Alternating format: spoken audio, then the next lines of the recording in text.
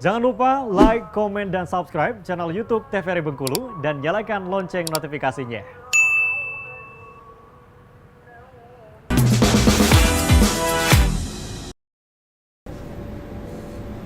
Obrolan pas di sini di siang hari ini kita kembali mengajak pemirsa Opini untuk sama-sama kita mencari inspirasi dari Bu Linda ini sebagai kepala sekolah penggerak ya dari sekolah SD Negeri 63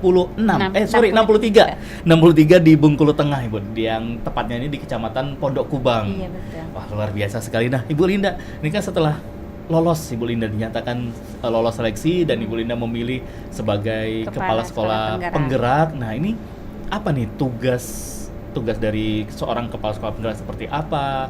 Terus juga fungsinya seperti apa, Ibu Linda? Sekolah penggerak ini tergerak, motonya tergerak, menggerakkan, bergerak. Oke, tergerak, bergerak, menggerakkan. Oke. Jadi ya dengan moto ini kami kepala sekolah penggerak punya kewajiban mengadakan perubahan di dunia pendidikan. Oke.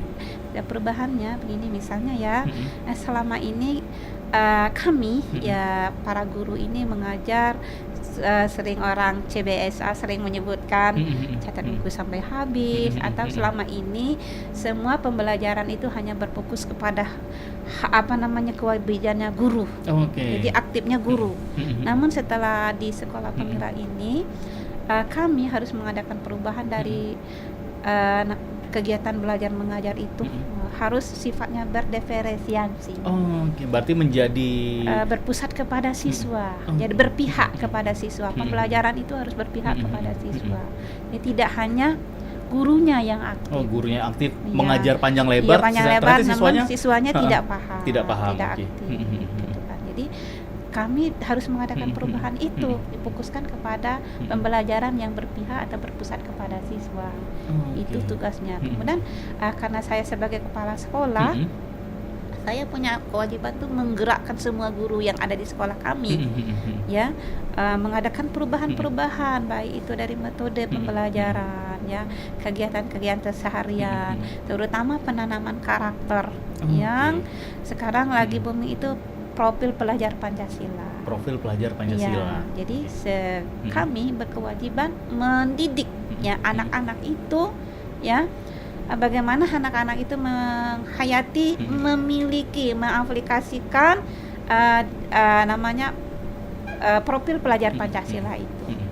Oke, jadi bisa dikatakan kepala sekolah penggerak ini sebagai penggeraknya, juga sebagai tangan kanannya dari kementerian dari gitu Bu ya. Betul. Program seperti apa dari Kementerian Pendidikan disambungkan ke kepala sekolah penggerak. Nah, bagaimana dengan sekolah-sekolah lain Bu yang mungkin ada di sekitar sekolah Ibu yang belum menjadi sekolah penggerak? Apakah juga Ibu turut membantu juga atau hanya sebatas di sekolah yang Ibu pimpin? Terima kasih Pak. Ini sangat menarik. Kami diwajibkan berbagi Pak. Ya. Jadi saya sebagai kepala sekolah punya tim dengan sekolah, ya, tim sekolah di guru, ada guru BK, ada guru pembelajar namanya. Kami bertiga dulu bersama pengawas, kami di kempleng nih oleh kementerian. Kami dilatih dulu, namanya pembekalan dulu ya, pembekalan selama 1 bulan. Kami dilatih, setelah itu baru tim PKP ini berbagi dengan guru pengimbasan di sekolah, IHT, melalui kegiatan IHT. Di sekolah Ibu dulu sekolah gitu? Dulu. Okay. Setelah itu kami berbagi dengan satu guru. Wajib itu semua program wajib yang harus saya laksanakan sebagai kepala sekolah penggerak. Berbagi dalam satu gugus, baik itu melalui KKG, baik melalui K3S di kecamatan.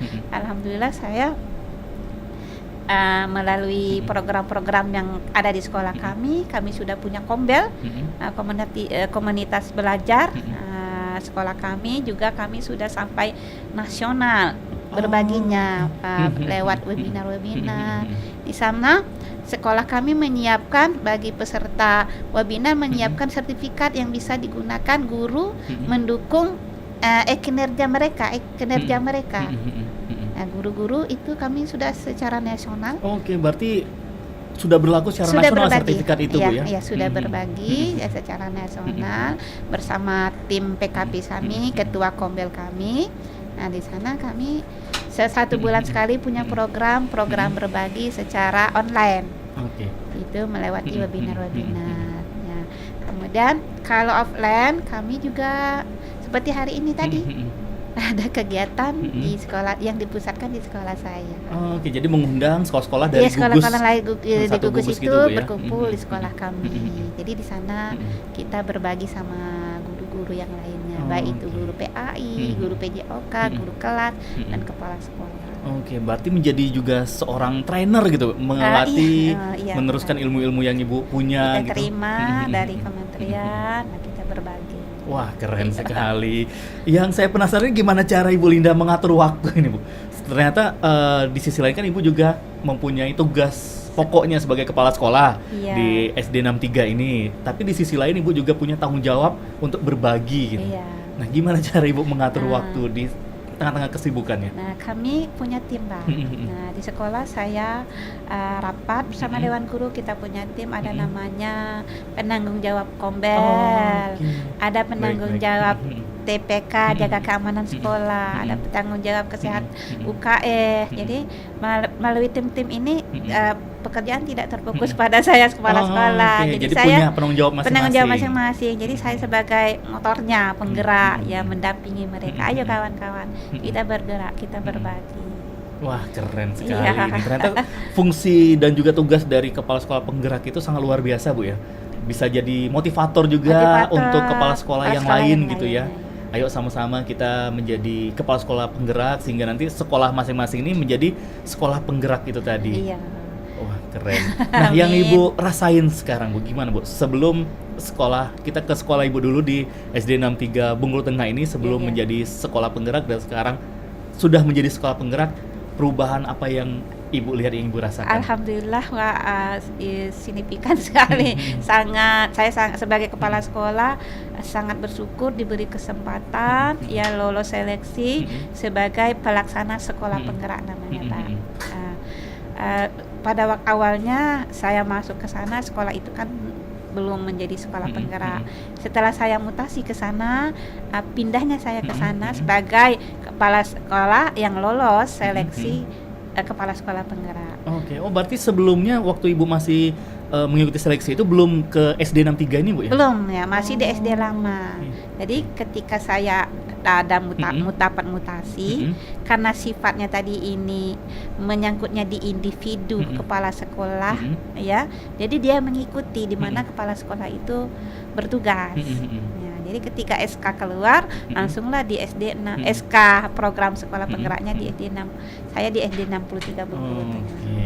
Wah, luar biasa sekali. Berarti mulai dari sisi perkembangan siswa-siswanya juga. Alhamdulillah. Terus juga guru-gurunya. Gurunya, alhamdulillah sekarang guru-guru saya tidak lagi buta IT.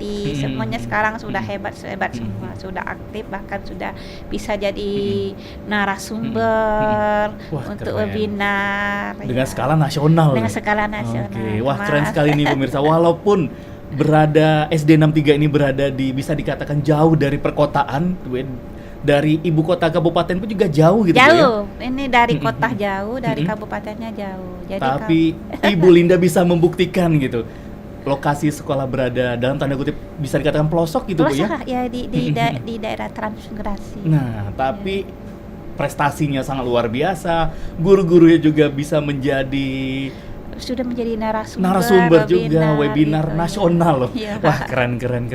Dan otomatis dalam mencapai ini semua, Ibu, sampai di titik ini juga Ibu Linda berhasil mengajak teman-teman rekan-rekan guru yang lain di sekolah Ibu dan juga kepala sekolah yang ada di satu gugus yang sama. Pasti ada kendala-kendala yang Ibu temuin. Apa yang Ibu rasain?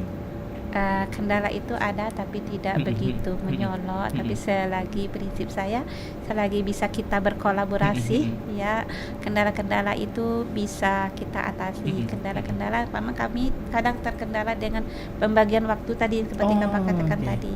Karena di satu sisi kami harus melaksanakan kegiatan wajib kami sebagai pendidik, ya di kelas ya, saya baru di sekolah. Tapi di satu sisi kami sebagai guru itu tidak boleh diam. Kami harus punya kompetensi. Ya, kami kan apalagi sekarang kami di guru itu ada program PMM namanya. Ya, jadi ini bersangkutan dengan penilaian kinerja langsung secara online Pak. Ya, Ekin. Nah, jadi kami makanya tadi saya berkolaborasi dengan guru, membantu pekerjaan saya, para guru juga terbantu. Kita melaksanakan tugas sepertinya terasa santai, tetapi kita sudah meningkatkan kompetensi kita melalui berbagai macam kegiatan. Itu baik itu menjadi narasumber webinar di Kombel kami, tapi skalanya nasional. Wah, keren. Nah, sebagai kepala sekolah penggerak ini dari pemerintah sendiri, dari kementerian kan sudah ada program khusus gitu. Nah, tapi dari Ibu sendiri juga bisa ini untuk membuat program sendiri, mungkin dari Ibu pribadi ada ide-ide seperti apa? Iya, dari pemerintah mereka dari kepala sekolah ini kami dibantu dengan namanya dana boskin gitu kan. Nah, dari dana boskin ini seorang kepala sekolah harus memiliki ide. Ya. Nah, bagaimana sih memanfaatkan sebaik-baiknya dana ini untuk membantu kemajuan dan meningkatkan mutu pendidikan di sekolah itu. Walaupun dari program pemerintah, dari kementerian sudah ada. Tapi kepala sekolah juga bisa harus, gitu. Ya, wajib. Wajib Punya program. Nah, program-program itu haruslah kita tuangkan di dalam arkas kita tadi. Iya, anggaran kegiatan sekolah kita, anggaran rencana belanja sekolah kita terapkan di sana. Maka di secara online dari kementerian terpantau lah semua program kita. Berarti ada juga seperti pelaporan juga tahunan berarti Bu ya, pelaporan. Pelaporan. Nah, dari kementerian sendiri ini kan Ibu sudah menjadi kepala sekolah penggerak. Ada juga semacam evaluasi atau penilaian mungkin per semester atau per triwulan. Ada. Ada juga tetap lanjut dinilai Bu ya. Kemarin sekolah kami dapat kunjungan langsung dari kementerian, tepatnya bulan Juli, tanggal berapa ya? Tanggal 12. Berarti baru-baru ini, baru bulan Juli lalu. Kemarin ya. Ada kami dikunjungi langsung dari kementerian, beberapa orang dari sana, didamping oleh BPMP, BGP ke sekolah kami dan Dinas Pendidikan. Mengevaluasi gimana hasil kinerja dari kepala sekolah penggerak ini, sudah sejauh mana pencapaiannya. Wah, hebat sekali, langsung didatangi dari kementeriannya. Alhamdulillah. Mungkin mereka juga penasaran gitu Bu, bisa membuat webinar nasional. Apa sih yang Ibu Linda ini lakukan di sini gitu? Betul Pak. Dia fokusnya kemarin dia ingin memantau Kombel kami. Kombel komunitas belajar sekolah kami bagaimana. Setelah kami dilihat di sana, kami punya pengikut 824. Wow. Pengikut Kombel kami ya. Di sana alhamdulillah kami memang sudah punya program 1 bulan kami program berbagi. Nah, di sana saya sudah punya program kan, misalnya bulan ini siapa yang menjadi narasumber per semester. Bulan Juli kemarin kebetulan saya sama guru kelas 1 karena kami alhamdulillah Pak, kemarin bulan April saya dan guru kelas 1 saya mendapat undangan ikut pelatihan di kementerian di Jakarta. Wah, itu berkah sekolah penggerak Pak. Betul-betul ada berkahnya. Banyak hikmahnya Bu ya. Banyak berkah sekolah penggerak ya. Jadi kami ibaratnya bisa jalan-jalan gratis Pak ke Betul, Jakarta. bonusnya itu tadi. Dapat ilmu. Ternyata seru sekali ngobrol sama Ibu Linda ini ya, sebagai kepala sekolah penggerak. Dan obrolannya akan kita lanjutkan kembali Ibu Linda ya. Dan pemirsa Opini jangan kemana-mana, tentunya Anda harus tetap setia di obrolan Pas di sini.